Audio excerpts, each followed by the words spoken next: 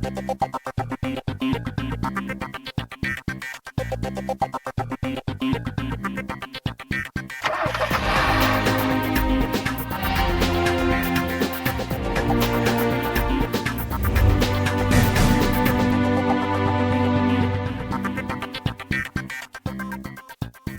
an electric week here on CNB. We've got big news because it's a very new concept that's driven into our market in a way for the first time. I'm Siddharth Vinayak Partnkar. Thank you for joining us. I'm referring, of course, to the Kona Electric from Hyundai. Now, we've had an electric car in the market before, but nothing quite like this. Global standard, very credible, and a very interesting proposition. We'll get to the proposition part in just a bit. First, let me tell you all about the car itself. How does it drive? What's it like? What's the appeal? This is our review.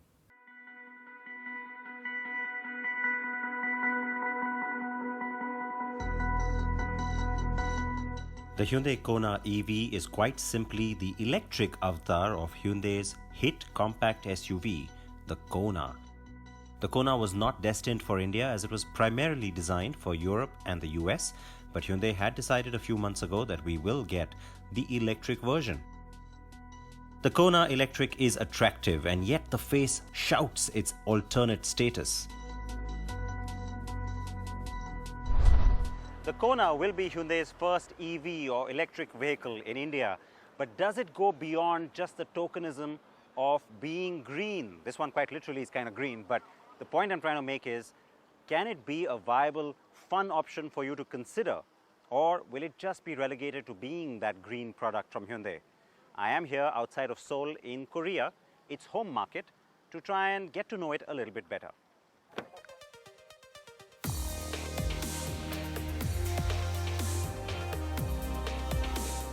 The styling is very much in line with the ICE or internal combustion engine counterpart, but while that car gets the wide cascade grille, the Kona Electric does not. Instead, it has a body-colored bumper rising to the hood with an embedded pattern that mimics a front grille somewhat. It is still very modern looking, and the taillights and rear end are especially attractive. The proportion is also spot on, and the car looks every bit the modern crossover most people want to buy.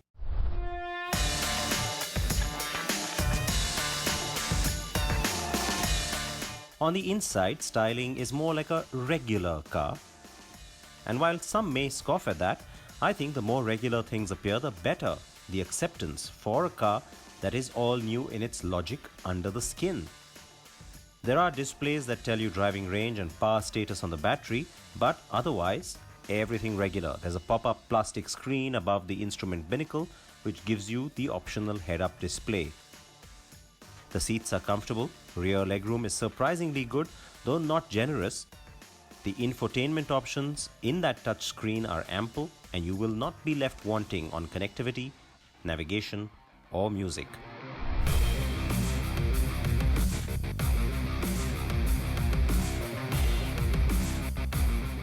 The car comes with two electric drivetrains, a 39.2 kWh and a 64 kWh battery version. We're getting the smaller one in India. The larger battery gives you a range of close to 500 kilometers. Now, Hyundai says that the smaller one, which puts out 131 bhp and a whopping 395 Nm of peak torque, can go for 452 kilometers on a single charge. Now, that's a number that's ARAI certified, but most global reports put the smaller battery range at 312 kilometers. Great road manners, supple ride quality, and a pretty precise steering, I think, are three standouts. Throw in the compact, really taut sense that you get with the car, and even in city traffic, it's really maneuverable. It's a lot of fun to drive as a result. Out on the highway, even more so. The car I tested was the higher output version, but they have similar mechanical setups in terms of steering and suspension. The car's instant torque is fun, and it never backs off from instantly launching ahead, even when you're driving in eco mode, though I have to say, while it's not dull, the eco mode is not for me. I have more than 400 kilometers of driving range. We're not really that far out of Seoul, so nothing to worry about. But having said that, I've tried to stay in eco mode get the most efficient driving out of the car. But of course I have to check out the sport mode, and instant burst, you get a sense that the car is egging you to go further and faster, which is nice. I have to watch the speed limits, of course, but the other big change, besides the little surge that you get straight away, the driving range drops by about 10-12 kilometers straight away. That's not a huge amount, and so which is why now I'm thinking I'll stay in sport. Comfort mode is a good enough place to be to achieve good ride quality, quick response, and yet not drain the battery too quickly. In real world or Indian conditions, expect range to be around 280 to 300 kilometers. But think about that and it's quite a solid number. And even with long rush hour jams, the Kona EV is not impractical then. Now, any EV worth its salt has to have regenerative braking because, of course, it sends power back to the battery, very relevant. And nowadays, it's become pretty much common practice to have 3 different modes of regenerative braking, which means mode 1, mode 2, and then the maximum, which is 3, where you have single pedal use. You don't really need to use the brake anymore because the car kind of self-brakes the minute you lift off the gas or the power. And I actually like driving in that mode, not just for that single pedal use, but also because it kind of adds to the handling. I mean, you get a sense of it, you get used to it, and then you can really sort of figure out exactly what to do. And the car responds. It's almost like what you would do if you were downshifting, especially on a paddle shift, let's say, to control some of your handling and going into a corner, etc. And I like that about the single pedal use. On the Kona, it works beautifully. Customers will be provided with a portable charger or an AC wall box charger. The portable charger will be able to plug into any 3-pin 15-amp socket and charge for a top-up to 50 kilometers in less than 3 hours. The 7.2 kilowatt wall box charger can top up the vehicle within 1 hour of charging for up to 50 kilometers of driving. On a fast charger, you can achieve an 80% charge in 50 minutes. Hyundai is also collaborating with Indian Oil in 4 cities, Mumbai, Delhi, Chennai and Bangalore, to set up charging stations with fast chargers at select fuel stations. It was rather bold and pretty surprising when Hyundai said that it's not going to just import these cars, it's going to assemble them. So CKD operation with the Kona in India out of the Chennai plant. And so what does that mean and why is that a good thing? Well, of course it will help pricing, but it also means that you can get restricted in terms of how many options or variants you can offer. So expect a fairly fully loaded version which has most of the bells and whistles, because this is going to be a bit of a flagship model for the company. So it wants to showcase the ultimate when it comes to both premiumness as well as technology. So head-up display, all the interactive features on the touch screen, and of course even a sunroof. Take that as a given. Hyundai has priced the Kona Electric at 25,30,000 rupees, and that price is introductory. Could have been more aggressive, but given our duty structure, that's not bad. If you want a dual tone option, then you do have to spend 20,000 rupees more. Yes, it is Creta sized, but it's also a huge leap. As a first step from a mass manufacturer like Hyundai, the Kona EV is credible, competitive, comfortable, and very capable. Test drive one when it gets to the showrooms, if not to buy it, at least to just experience that electric cars can be fun and can be, dare I say, normal. Now, just a few days ago on CNB, you had the chance to see the EQC. I was driving that car from Mercedes in Norway. Now, it's in countries like that where you have tremendous subsidizing of EVs, and that's why they're so popular there. I mean, more than 50% of the value in some cases has been subsidized. So the buyer actually gets not a good deal necessarily, but at least a competitively priced or a more affordable EV than what they would typically have to spend on it, because of course the batteries are still quite expensive. Having said that, 25,30,000 for the Kona Electric then does become a very attractive proposition for 2 reasons. One, the fact that it's being assembled here, it's not an import, otherwise the cost would have gone way over 35 lakh rupees, possibly maybe even higher. The second thing is that Hyundai has, we are told, taken a bit of a hit on the cost, and well, they're probably treating it as a marketing expense and therefore have been able to offer you that price. Now, if the budget recommendation to the GST Council goes through and GST on EVs in particular drops to 5%, well, then that price will go down even further, and that's the part that I do hope happens, because unless there is a little bit of a push, some kind of incentivizing, people aren't going to adopt this. Now, the second part that makes people anxious about adopting is not just the price, it's about range anxiety, and it's also about where do I charge the car. So on the Kona Electric, how does all of that work? Kingshuk spent some time with the car here. This is the Indian model, if you will. Here are the details.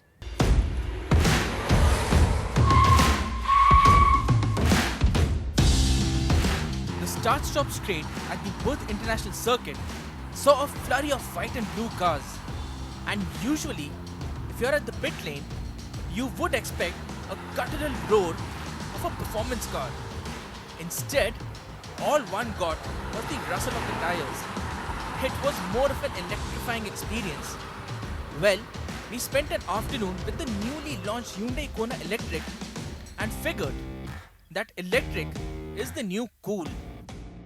The Hyundai Kona Electric, it's finally here in India. It's been launched at a price of 25,30,000 rupees. It gets a 39.2 kilowatt-hour lithium-ion battery, and the ARAI certified range is 452 kilometers, which is really good.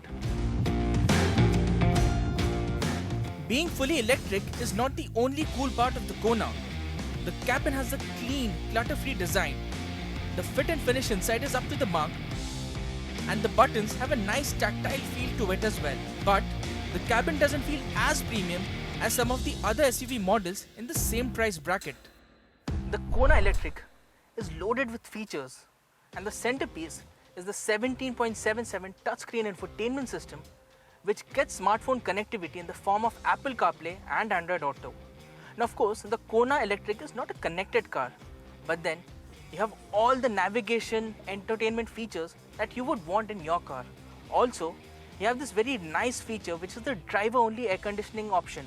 So, if you're a solo driver, you just press this button and the AC will be centered towards the driver. Plus, you have wireless charging for your mobile phones as well. And you don't have a gear shifter, so to say. All the gears are button operated.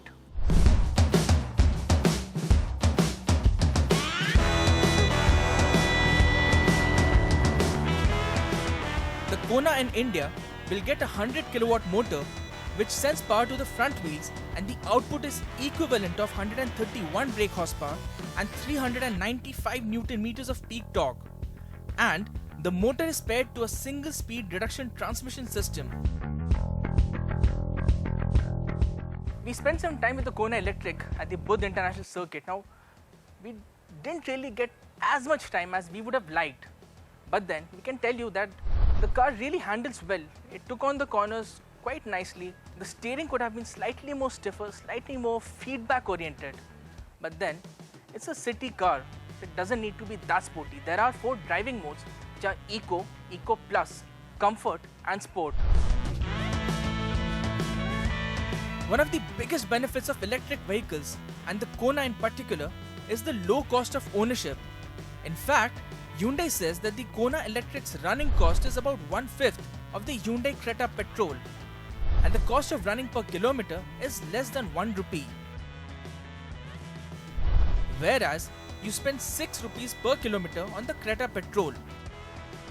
With lesser moving parts, the maintenance cost for the Kona Electric will be significantly lesser than that of the petrol Creta.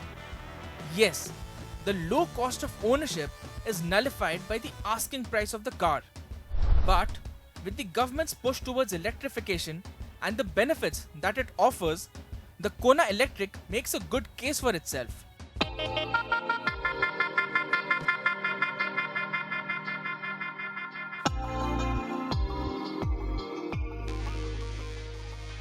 The 39.2 kWh lithium-ion battery on the Kona has an ARAI certified range of 452 kilometers on a single charge. But what happens when the car runs out of charge?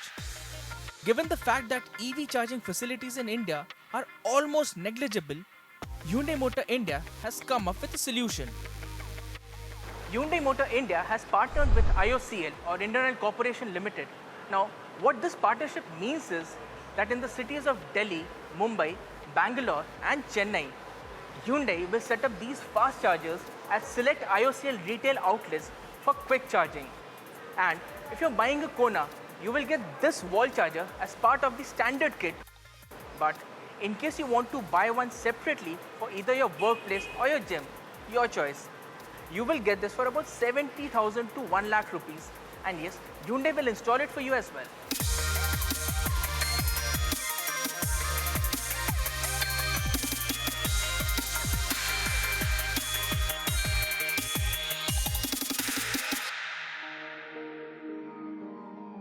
BMW has been on a launching spree of late, hasn't it? I mean, you got the Z4, the X4, the brand new X5 that's right here behind me.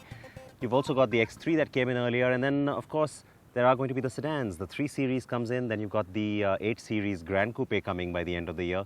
There's lots happening from BMW, the X7 and the new 7 Series as well. So that's all the action on the car side, but those of you who care about 2 wheels, don't worry, BMW is also pretty hyperactive on that side. You got the new S1000RR that just rode in, and Preetham had the chance to give it a nice little go.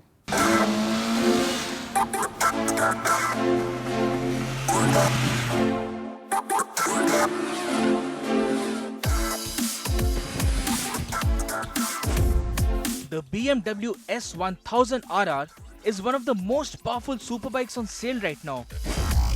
With more than 200 horsepower on tap, and with its compact size and lightweight, it feels like a 600cc super sport. For 2019, the BMW S1000RR gets its first full update, and it's a complete revamp. The engine is all new and the frame is more than a kilo lighter. And overall, the bike sheds 11 kg over the last model. It gets all new bodywork, and the top spec M package variant we are riding gets the BMW Motorsport colors, carbon fiber wheels, and is even lighter than the standard variant. But the most significant update is the all new 999cc inline-4 engine together with the new electronic suite with a 6-axis inertial measurement unit, dynamic traction control, wheelie control, and multiple riding modes.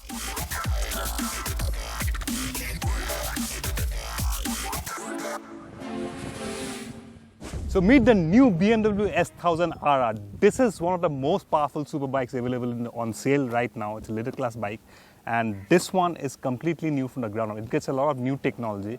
It's what BMW calls shift cam technology, essentially variable valve timing. What that does, it offers a level of torque at all RPM. So with a slight twist of throttle, you can go from sedate speeds to really dangerous territory. This one makes about 204 bhp of power, about 13,000 RPM and 130 Newton meters of torque. And it can easily do about 300 kilometers per hour. Out on the back straight today, during our first few laps, we had a brief time, not as much as we'd love to, but we clocked about 270 kilometers. It was time to brake, and I wish we had some more sessions so we could explore the level of performance this one offers. The shift cam technology allows you to ride it like a normal road bike at speeds respecting all speed limits. The power delivery is linear and there's pulling power across the revs. And it handles like a smaller bike. So, the S1000RR will be an easy upgrade for riders from a smaller super sport. With prices starting at 18.5 lakh rupees for the standard variant and going up all the way to almost 23 lakh rupees for the M package, it's not for everyone and will still need a special set of skills to explore its full potential.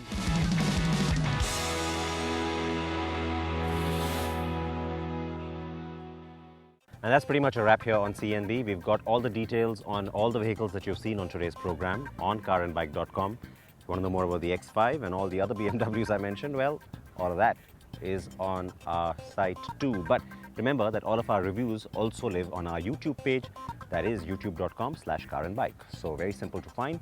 Please subscribe, and I will see you next week. Wear your seatbelts, wear your helmets.